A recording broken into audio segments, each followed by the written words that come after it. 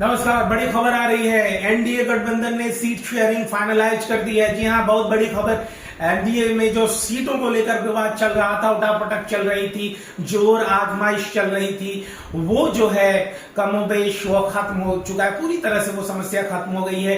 JDU 101 सीटों पर चुनाव लड़ने जा रही है, अपने उम्मीदवार उतारने जा रही है। बीजेपी भी 101 सीटों पर अपने उम्मीदवार उतारने जा रही है, चुनाव लड़ने जा रही है। और बराबर का ये जो मसौदा तैयार किया 101, इससे ये भी स्पष्ट है, आप इसे समझे, गहराई से समझने की कोशिश करें कि नीतीश कुमार का गेम ओवर हो गया है। बराबर मतलब अब कोई भी दोनों में से किसी भी पार्टी का मुख्यमंत्री का चेहरा हो सकता है। तो ये विधायी का चुनाव है नीतीश कुमार का, उनके चेहरे पर लड़ा जाएगा, लेकिन उन्हें मुख्यमंत्री पद नहीं दिया जाएगा।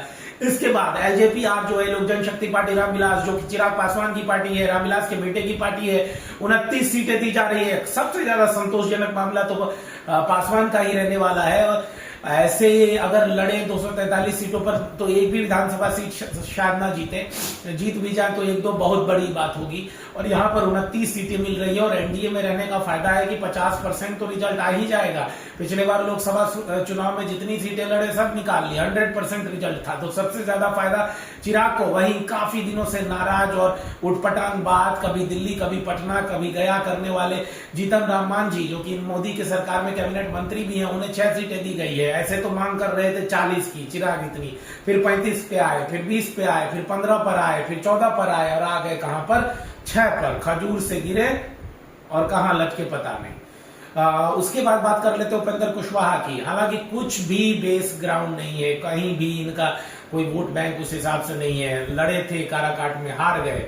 और मामला यह है कि इनकी पार्टी को भी 6 सीटें दी गई है, कहीं से भी नेगोशिएशन करने की स्थिति में नहीं थे। तो एनडीए जदयू 101, बीजेपी 101, लोक जनशक्ति पार्टी रामविलास 29, उपेंद्र कुशवाहा 6 और जीतन राम मांझी की हम जो है उसे 6, टोटल 243।